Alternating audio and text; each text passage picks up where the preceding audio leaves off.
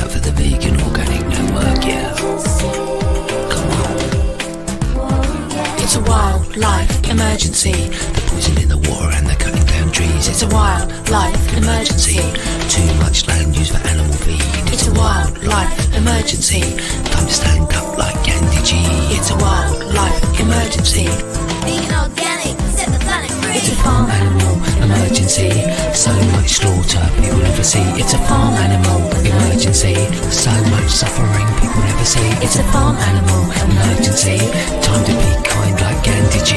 It's a farm animal emergency. Vegan organic, set the planet free. Come on, giving it up for Von, yeah. Giving it up for Von, yeah. Giving it up for Von now, yeah. Come on.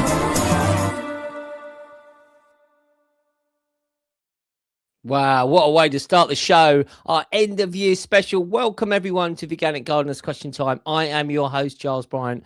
I am super pleased to be with you, sharing such a positive message. And what is that message? Well, it is that veganic can help heal the planet. Yes, it can indeed. Do you know there's never been a time in the whole history of the earth when it's more important that we look at how we are growing our food. There's never been a time. Never been a time. And veganic is local, it's sustainable, it's good for us, it's good for the animals, it's good for the planet itself. Now, I ask you a question. Do you want clean rivers? Do you want clean oceans? Do you want healthy soil and healthy food for everyone? Well, it is possible with veganic growing, whether on a small scale, if you've got a window box, or a garden, or a bigger scale, like you've got an allotment or a forest garden, or even on a farm.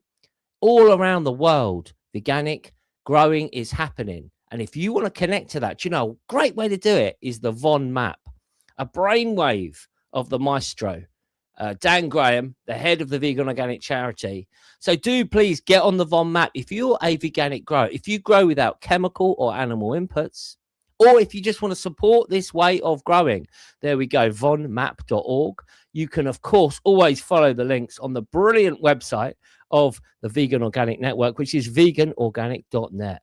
Well, I tell you what, ladies and gentlemen, we have a fantastic show for you today with amazing questions and awesome panelists. But I just want to start off because one of our panelists, one of my favorite panelists, by the way, Ellen Mary, unfortunately, she's not feeling very well. So we're sending you, Ellen Mary, we're sending you the healing vibes.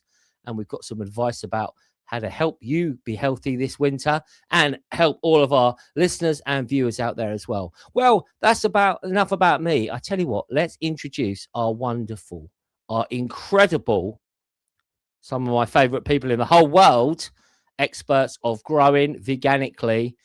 Let's introduce some of the panel. I'm going to start with a lady very dear to my heart. It is indeed Juliette Bryant. Juliette Bryant. Wow, what can we say about Juliette Bryant? She is the most beautiful woman in the world, I would suggest. She's a superfood alchemist. She's a nutritionist. She's an earth wisdom mentor. She's a wonderful woman. She's a trustee of the Vegan Organic Network. And she's doing so much to help the world. Juliette, how are you? I'm very well, thank you. It's nice to be here. Yes, well done for being on Veganic Gardeners Question Time. Now, Juliette, you have had a special mission with the Vegan Organic Network this year because you are piloting an amazing project for the Growing Nature Academy, which is part of VON. And you've been doing something called the Growing Nature Clubs in one of the local schools, inspiring the staff, inspiring the parents, and most of all, inspiring the children. Tell us a bit about it. Yeah, it's been wonderful. We started last year really, and it's moved into this year. And we've Von and Vine sponsored a polytunnel, and we've been doing amazing activities. We created our own apple juice. We've been growing produce. We've been making natural things. So for Christmas, they made natural Christmas decorations. We've been making and drying herbs, learning how to make traditional remedies for coughs and colds, making our own apple cider vinegar. It's been absolutely incredible learning about soil health, how to make compost, and why it's important to grow without animal input and without chemical input. And it's amazing seeing the light bulbs spark with the children. Yeah, absolutely wonderful work that you're doing there, Juliette. And I'd just like to say thank you to the Vegan Organic Network for sponsoring this project. It really is changing lives. It really is changing lives. It's a very wonderful thing. Now, Juliet, I'm not going to ask every panelist this, and it can be about anything. It can be about the garden or anything. But just because this is the end of year special, so we're vibing. I got my hat. It's not a bandage. If you're watching this, it's not a bandage, as some people said. It's actually a hat. I'm doing my bit. Highlight of the year, Juliet, or a highlight of your year. So related to gardening, a highlight. No, anything. And it can be about anything. Oh, well, I have to say, I was very blessed to go to Peru in April, and that has definitely been a highlight. And one of the things that was so amazing was seeing the different things growing there that I've worked with, superfoods. That was quite remarkable. But on the growing front, one of the highlights were the pumpkins that we grew this year were absolutely incredible. And that's definitely been a highlight for me. Wonderful. Well, Juliet, we're looking forward to hearing some of your wisdom later on.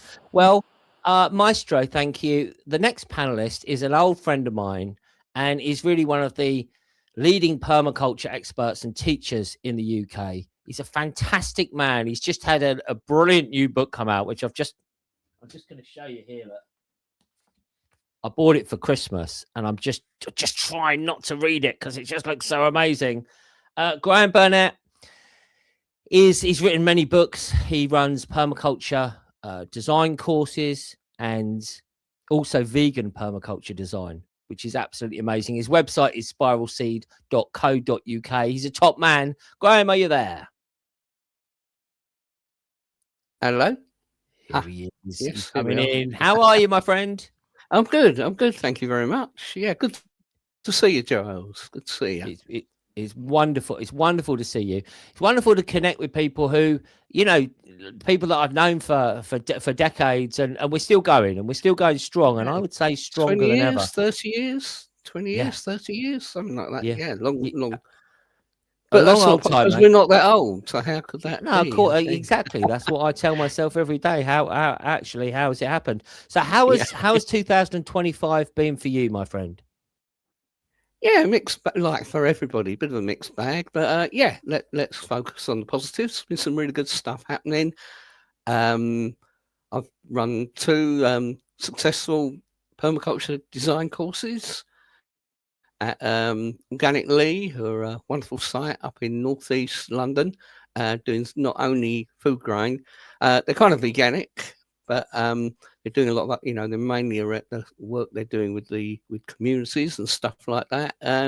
So yeah, been a couple of very successful courses with them, and had published a book just about this year. I think it actually came out December 24th. That's the one.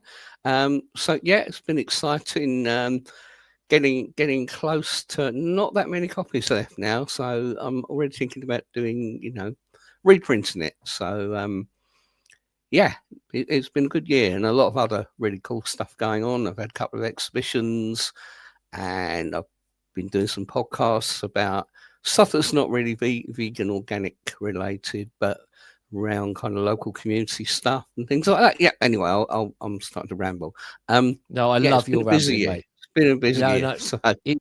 It's going to be a busy year because I think one of the things is, Graham, is there's this accumulation. When you've been doing what you've been doing, and you keep doing it, and you keep doing it, and you keep doing it, and a lot of people I talk to, they know you, or they know of you, and it is wonderful to have you on the show and to share that permaculture knowledge. So I look forward to getting into some of those questions in a minute.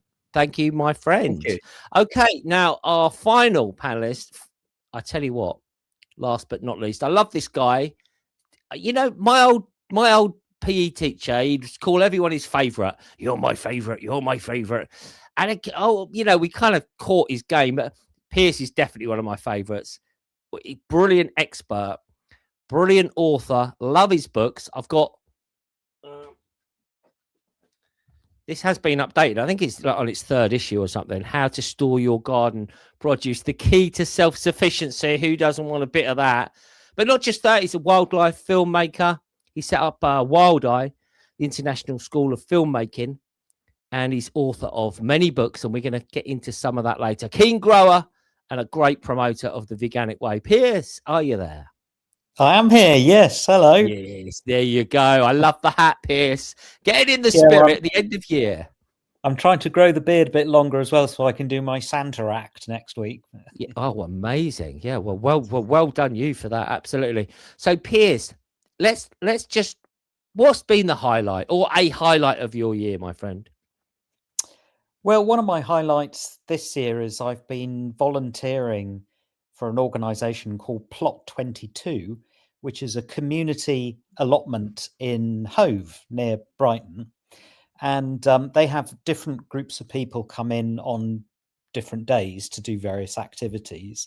And the day I go is when we work with a group of people with dementia. So we have different activities that we do each time. So some of it might be connected to growing food on the allotment, or some of it might be something wildlife related, or doing some sort of craft thing. So, for example, last week we were making Christmas decorations out of greenery that we'd collect, and it's been really fulfilling, both being engaged with a community allotment, but also working with these people. And it's one of those things which makes you realize that that sort of volunteering is actually just as good for the volunteers and our mental health as the people we're working with. So yeah, that's been a highlight this year. Beautiful, absolutely beautiful message. Well, Piers, we look forward to you sharing your wisdom throughout the show. So, Maestro, we have some how to store your garden produce. Yeah, now that is that. I'll look at this. The vegan cook and gardener. That's on my Christmas list that Piers wrote with his beautiful daughter, and is a fantastic guide. I tell you what, we've got some amazing authors. Amazing books that these panelists have written. So do go to your website. It's pierswarren.co.uk and it was julietbryant.com. So, guys, we're going to get into this. Is my warm-up question. Okay, now this is one for me. All right. So we'll go with you ladies first, Juliet. Just maybe a short answer, 30 seconds. Why is veganic growing important to you? So I think for me, veganic growing is so important because it's about integrity of the earth. I'm very much into connecting into the wisdom of the earth, and for me veganic is the way it's always been. So it's going back to nature, it's going back to the roots of who we are, without putting chemicals into the soil, without disrupting animals, without using and abusing our planet. So that's why veganic is so important for me, because it's a holistic system that goes back to our roots. Beautiful, beautiful. Now, Graham, in your fantastic book, though I have not read it because I'm saving myself for Christmas Day, a beautiful colour, and it's articles that you wrote for The Idler, amazing magazine. You know, the stuff those people are doing is revolutionary. I love The Idler stuff. And I opened it, and you know, sometimes you open a book on a page and it was like, it said like, go veganic. So, Graham, from your perspective, my friend, why is it important? Yeah, I mean, God, I realised actually, and I think that article you're talking about actually marked 40 years for me being veganic gardener, and it was all very kind of new then, and all we had was a little pamphlet by Kathleen Janaway. It was about 30 pages or something, and that was our little kind of veganic Bible at the time. But yeah, for me, why it's important. It's great that there's this kind of upsurge in kind of veganism and plant-based diets and stuff like that, and it's great that you can get a Greg's sausage roll, whatever it is, just when you're out and about. But it's not really, that food is still part of the industrial kind of globalized food production system. We're not really getting to the heart of our food production systems. And yeah, so for me, veganic growing is about, getting to the heart of sustainable or regenerative food production for everybody. And I guess we're kind of pioneers, there's just a few of us around at the moment, but it's growing, there's more and more. You've got the vegan organic map that you brought up a few moments ago, and there's more and more little spots appearing on that. and in the US and other parts of the world, little projects are starting up and they're becoming bigger projects. So yeah, it's the way forward, I think. Well Was that done for 90 being seconds? Probably more. well, no, that was absolutely fantastic. Well done for being a pioneer. And here we go. Look, go veganic. And that was actually when I opened the book, that was the first page that came. So, and it just shows that you can do it. You can do it on a small scale. You can do it on a big scale. Piers, why is it important to you? Well, I was given my first vegetable plot when I was about 6 years old, and it was only 2 feet across or something like that at the time. But I was able to grow radishes and lettuces and the easy things. But I really remember at the time that just as I was interested in growing something that you could actually eat, I was just as interested in the wildlife that was around in the garden, and I was looking for toads and slowworms and things like that. And that's never changed. So all the way through my growing life, the wildlife around me in the garden has been just as important as the crops. And the best way to encourage wildlife into your garden is to grow veganically. It's the healthiest way. And because I've always been interested in the idea of self-sufficiency and growing everything you need as well, veganically is the easiest way to be completely self-sufficient in your garden. So as a vegan, why would I do it any other way? Brilliant. Absolutely wonderful. Well, great answers, guys. And I think we really need to, send this message out to the world and enlighten people. As you're saying there, Graham, it is, you can get that Greg's vegan sausage roll, no problem. But, how was that actually produced? And there's a deeper thing. And I think people are waking up, and the Vegan Organic Network are pioneering spreading this message. So thanks to Von. So Maestro, please, I think we're going to go in at question 2, because that was just my warm-up one for one. So question 2, if we may. Here we go. It's David in Braintree, friend of the show. What was your biggest gardening failure this year? And what are you going to do to change it next year? What are you going to do to put it right?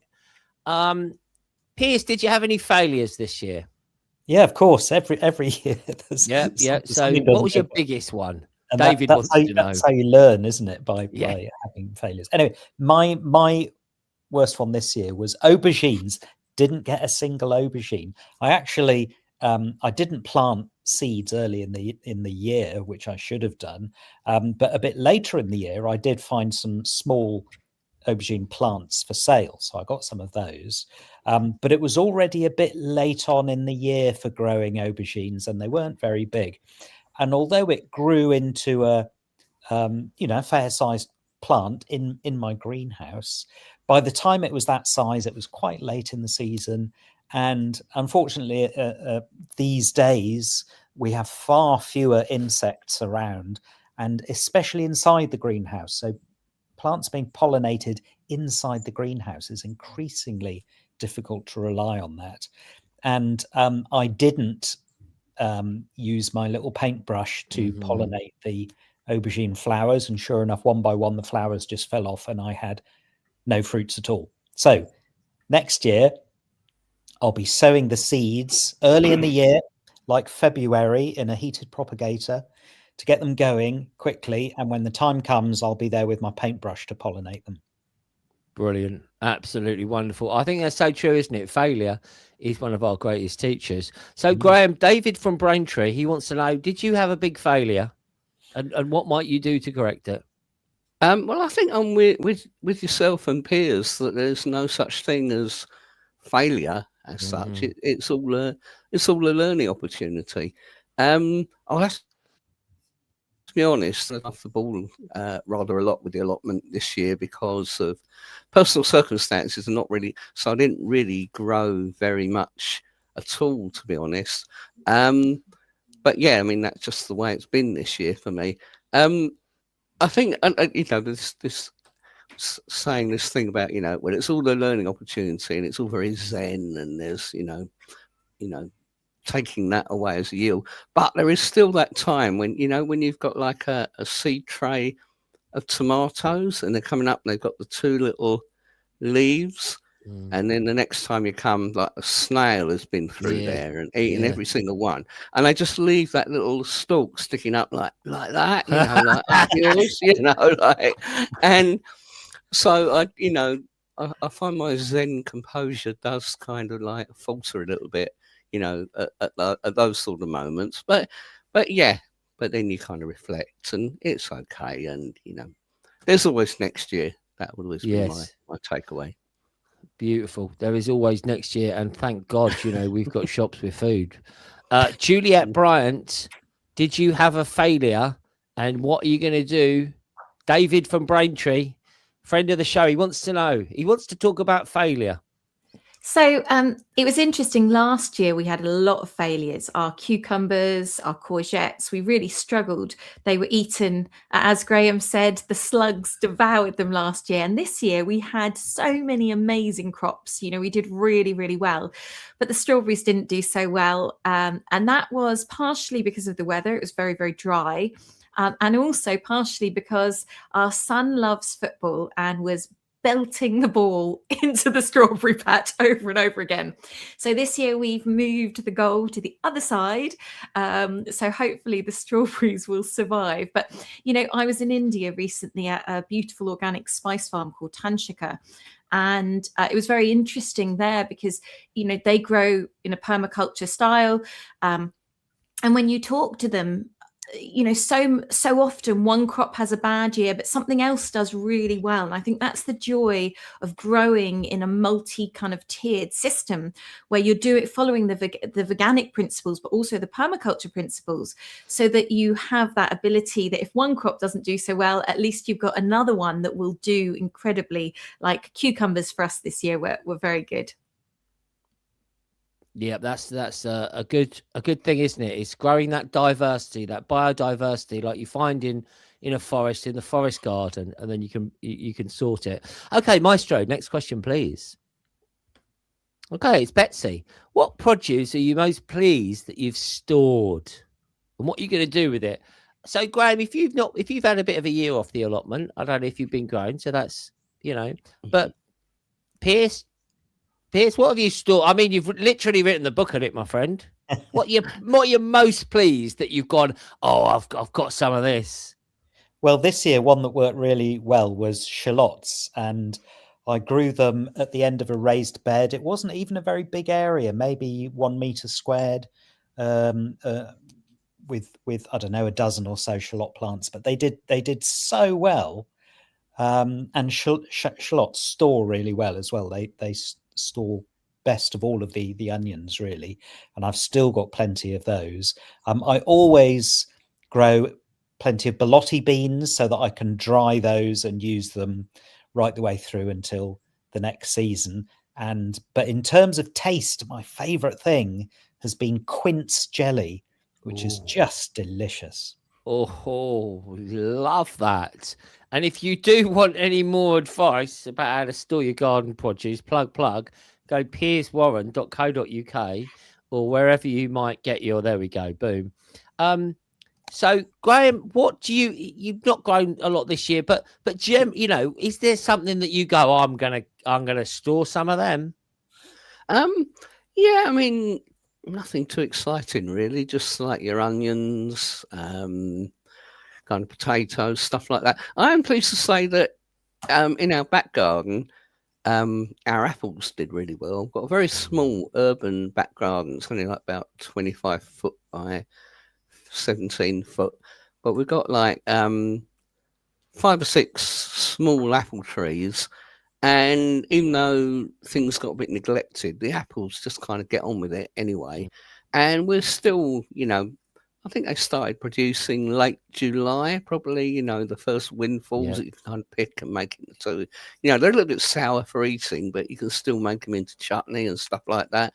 So from July, and I think we're just starting to run out of apples now. So they've been enough to keep us going, through, more than half the year, I'd say. So I'm quite pleased with that. And it's very low effort. All I do is go and pick them one afternoon, So, yeah. So apples have done well. Amazing. And currants, black currants and red currants, stuff like that. Yeah. Okay, so Mrs. Bryan, how about you? What's been your favourite thing that you've stored? Well, I think, this year, as part of the Growing Nature program that we were doing, we got all of the local community to bring apples to the primary school. And I got in touch with the local press, and they pressed all the apples. So 700 kilos of apples. And we've got hundreds of bottles of apple juice, which we've been selling to put the funds back into the school. And that apple juice, I've had so many people tell me it's the best apple juice they've ever had. And it tastes incredible.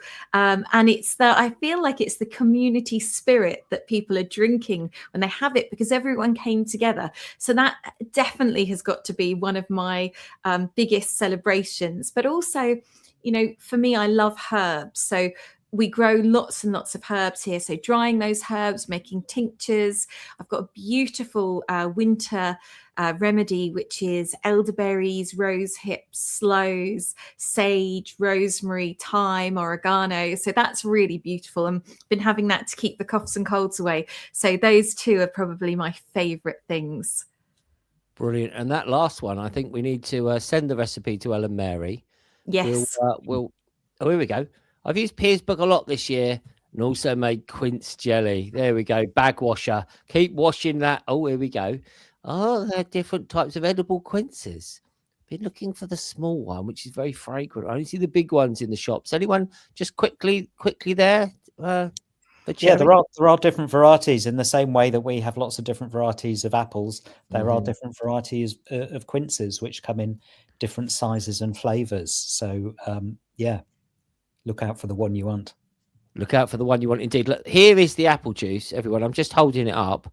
The Clare Community Apple Juice. What was it? 500 odd, 600 odd bottles? Yeah, I can't remember. I think it was It was 500. a lot, wasn't it? And even though it's pasteurized, and we could say, okay, so that's not the healthiest thing, it is a brilliant idea, and people love it. But it gives it a long life, and there's still health benefits in that bottle. And if we would have pressed it fresh, we've got 3 days, right? So that was a brilliant thing. I just hold on a minute. I got reached down. This is it for me. She mentioned the pumpkins. And do you know what abundance is? I had a mate come round, and he's he's a lovely guy, old school friend, finance guy. I took him to my compost bin. I say, you see that there? I say, that's my pension.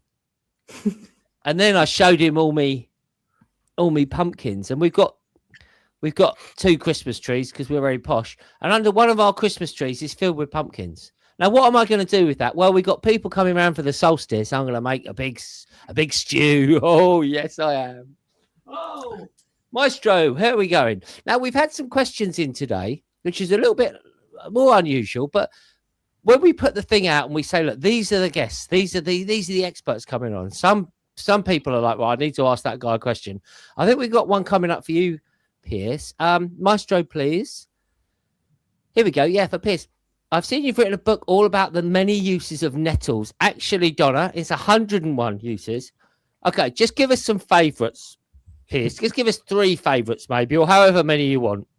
Okay, yeah. Well, I'll give you 3. This is the book here, and you might expect me to talk about nettle tea or nettle soup or something like that, which very common, and a lot of people like them. But the 3 I'm going to mention is, number 1 is making a nettle fertilizer for plants. So just get a bucket, cram it full of nettle leaves, fill it up with water, leave it at the bottom of the garden for a couple of weeks, and it'll start to ferment.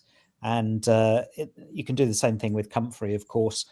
With the nettle version, it produces a liquid that's very high in nitrogen. So after it's finished the fermenting, you just decant it into another bucket, straining out the nettle stalks, and then dilute it 1 part to 10 of water. And then you can use that to feed your plants. So it's especially good early in the season because it's got lots of nitrogen to get the plants growing strong. So you can use that in pots, in your raised beds, and for houseplants as well. That's number 1. Number 2 is it's just leaving a patch of it in your garden is a brilliant food source for some of our favorite butterflies and moths. So some of the big common ones like red admiral, common, small tortoiseshell, peacock, their caterpillars all have to eat nettles to go through their life cycle. So, and moths as well, like the burnished brass moth, which is one of our most beautiful moths. The young live on the nettles. So that's reason number 2.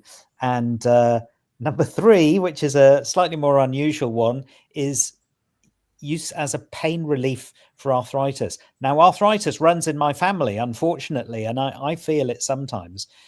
And the way it works is that if you have part of your body, let's say your knuckles, that are suffering from arthritis, excuse me, if you brush a nettle over them so that it stings the area, what happens is the serotonins and the histamines in the nettle sting.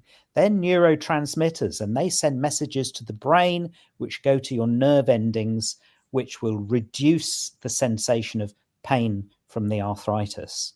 And in fact, this was discovered by the Romans when they came here 2,000 years ago. And of course, they came from a nice warm climate to our cold winters. They were suffering from arthritis, and they used to thrash each other with nettles to try and reduce that pain. Of course, the downside is you get the pain from the nettle sting as well. So you have to work out for yourself which pain is worse. But yeah, worth a try anyway. Brilliant. And I haven't yet got a copy of that book, but I can't wait for it because we love nettles. Absolutely love nettles. Okay, Maestro, please, the next question. Do you have a supply of minimum weight of apples to the press? Oh, did you have to supply? Yes, we did. We had to supply a minimum. No, there was no minimum. So we were very lucky. That's one of the things I checked. There was no minimum, but they said they would like 150 kilos, yes, ideally, but there wasn't a minimum. So we were thinking about doing a second run, but it was a bit hard to organise after the first because it was so successful. So yeah, just look into local suppliers and have a chat with them, because most of them are running apple juice anyway, so they can do, another set of it. Yes, absolutely. And we need abundance. We do have abundance. We've got abundance. Let's share the abundance. So, Maestro, please, I think the next question may have been for Ellen Mary. Yeah. Now, Ellen Mary has got a beautiful book called The Joy of Gardening. And we wanted to know what Amy was wondering what brings... there it is. Boom. Maestro, you're the man. I've actually got it on my shelf up here. We were wondering what brings Ellen Mary the most joy and pleasure in her garden. Now, she's not here to answer that, but next time that she will be. So just very quickly, my friends, what do you like about, what brings you joy in the garden? Graham, we'll start with you. I think it is just, as I said, got a very small urban garden. I've got the allotment as well, which kind of got, as I said, a little bit neglected. But it was just a place to chill, really. It's kind of, it's a small urban garden, but it's kind of set up as a forest garden. And it's just nice being out there, the wildlife, the birds. We have blue tits. We have a lot of wildlife in our little patch that maybe, you look on either side and they've just got mowed lawns and just the wildlife we get in our small garden. It's just amazing. Just sitting out there in summer, you might have a bit of music on or something like that, a can of beer, something like that, glass of wine, just chilling in the garden, really, and with the kind of wildlife and the food, of course, obviously the fresh, the berries and stuff like that, which, as I said, carried on producing, even though I wasn't putting much work in this year. So, yeah, I don't know where I'd be without the garden to kind of retreat to. Yeah. Beautiful. Well, it is certainly that retreat. We are getting, it's like as Joni Mitchell said, isn't it? And we've got to get ourselves back to the garden. I just bought 2 copies of the book. Matthew's Southern Comfort, actually.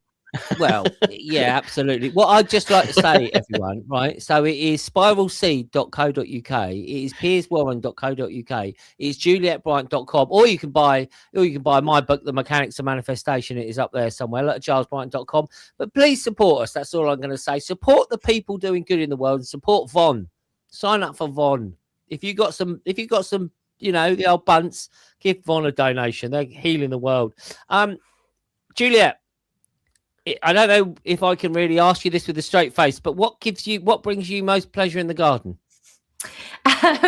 Lots of things, but I have to say that one of my favorite things is walking around the garden and seeing what's coming up. You know, when you see that new life shooting out the garden, or you see the first berry arriving, or you find that flower coming onto something, you know, that the small things, those small changes, and watching and noticing over the seasons how the garden changes and what different birds come in at different times. You know, it's such a magical thing. And then sitting out there, Giles made a lovely water feature in our garden, which is surrounded by herbs, and sitting out there, listening to the water and watching the herbs and watching all the beautiful birds. That's my favorite. Beautiful. Yeah. Maestro, boom! He's found the button on StreamYard once again. Beautiful. Piers, what brings you joy in the garden, my friend, or on the allotment? Well, I moved here 3.5 years ago, and at the time when I moved in, the garden was just an area of kind of rough ground and grass, because the previous owners had no interest in growing anything at all. So I've gradually been having to create the garden, both for growing food for me and also for the wildlife. So of course, one of the early things I did was to put in a good sized pond. And so one of the things that brings me most joy is seeing when new creatures have moved onto the plot, which tells me that I'm doing it right and tells me that it's more healthy than it was. And so, for example, this year, for the first time, there were a lot of clumps of frog spawn in about February, March time. So just knowing that I'd created something that wasn't there before, that it is now a home to hundreds of baby frogs is brilliant. Yeah, absolutely beautiful. Where was that applause button there, Maestro? I don't know. Graham, I love your book, Make Compost Not Work, and I've given it to 4 friends. Wow, that's absolutely amazing. Thank you for that, bag washer. That you are a legend. And do you know what? When people, it's not like we need to sell as many. We don't need to sell millions, but if you get support as an independent author or a musician or whatever, you know, it goes so far, right? And if we just support each other, it's amazing how we can transform our lives. So let's keep on with that. Okay, we got another question, and again, it's just because they knew he was coming on, they wanted to know. Maestro, please. Question for Graham here. It's for Tony, our old friend Tony from Brighton. Graham, you are a legend of permaculture. You are. What was it like writing? What's it been like writing for the Idler magazine? Because this book here, Make Compost Not Work, is a selection of Graham's gardening columns. So what's that been like, mate? Yeah, well, myself and Tom, who edits and created the Idler, we came together. I think it was 20 years ago. We met in the garden of Dial House. There was a gathering at a place called Dial House, which some might know was the base of the band, the anarchist punk band Crass, in the late 70s and early 80s. Anyway, there was a gathering there, and we were kind of introduced. I think you two folks might find stuff in common, and we kind of hit it off straight away and realised. I think that there can be a misconception about the Idler. It's not about sitting around doing nothing. It's about, it's about a kind of an antidote to the work ethic, if you like, that you just got to kind of work all day, get on and get promoted in your job, and then you get more money, then you can buy more stuff. It's more about creating a living by your enjoyment, I think, is the key to the Idler.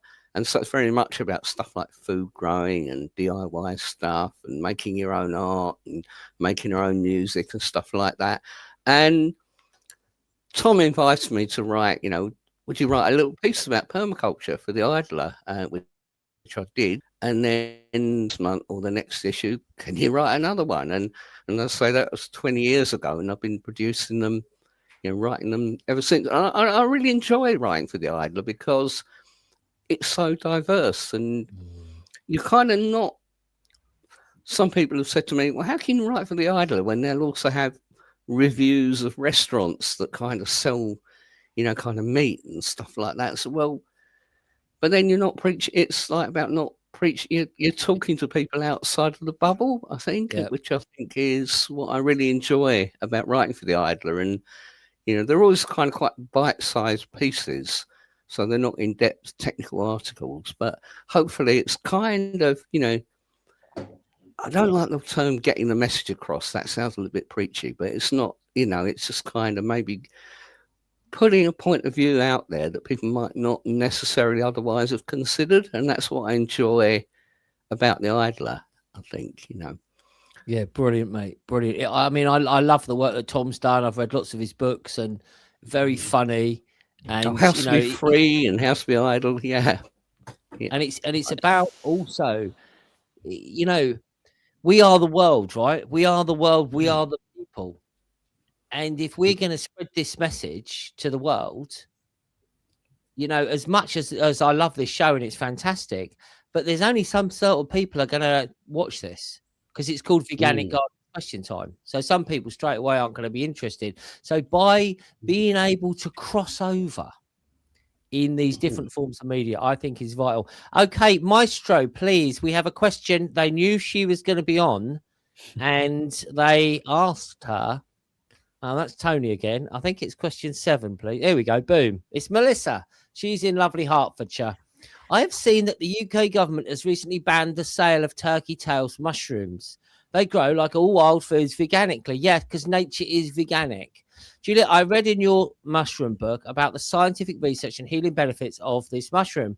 What are your thoughts on this development? Are the UK government stupid, ill-advised, or evil? Well, maybe don't answer the last bit, but I mean, what's going on? They're banning people. They're banning the sale of something that's been used for hundreds, thousands of years, and has got all these scientific benefits about it. Just briefly, please. What's the score? Well, unfortunately, the government have brought in something called the Novel Food Act, which seems to be their way to cut off our supply for things to improve our health. So the Novel Food Act looks at foods that haven't got references before 1997 in this country, use in this country. Unfortunately, they're now looking at chaga, ashwagandha. They've just recently done turkey tails and cordyceps. So it's... the whole thing about it is laughable because turkey tails grows, as Melissa said in the comments, it grows everywhere in this country and it grows naturally and it's an incredible medicinal support. There are thousands of years of anecdotal evidence about the benefits of both turkey tails and cordyceps. And in Japan and China, in the allopathic medicine, turkey tails is used alongside allopathic cancer treatment.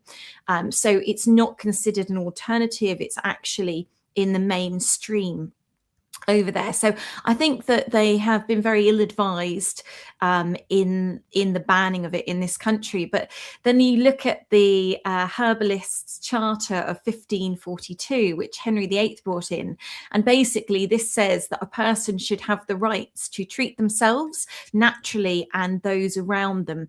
So for me, I'm going to follow that Herbalist Charter of 1542, and that is what I'm going to live by the power of nature that is all around me. Beautiful. And Here to that, yes, because we should be able. Oh, there we go. That's here to that pineapple. Because we should have access to natural medicines, and it should be our choice to be able to access these plants and mushrooms that have incredible health benefits. So good answer there, Juliet. Well, look, I tell you what, guys, we're going to wrap up. The couple of questions. It was Gerald from York. You wanted to know what we're still eating fresh in our gardens. I'm telling you, I'm saying there's 3 apples outside still on the tree. I'm saving them for Christmas Day, Gerald. Mary wanted to know what she could do in her small plot.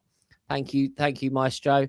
What can she do now? I tell you what, it is cold outside, Mary. Why don't you do some sprouting, dear? Okay. So panel, we're going to finish. I would like just to give me like a 30-second. What's your message to the world? What's your message to the Veganic Gardeners Question Time viewers out there? All right. What would you like to see happening in the world? Piers, we'll start with you, please. Well, one of the easiest ways you can contribute to reducing your carbon footprint and helping the environment is through what you eat. And if you grow it as well, that's even better. So grow veganic to do your bit. And by the way, just to add to that last question, did you know that Boxing Day is the traditional day for growing onion seeds? And I found that sowing seeds rather than sets early in the year is really successful. And I've grown my biggest onions from growing seeds. So Boxing Day. What great tip there for Mary. Get some onion seeds in on Boxing Day, girl. Graham, what's your message to the world, my friend? Yeah, we're in, you can't fail to notice we're in quite hard times at the moment.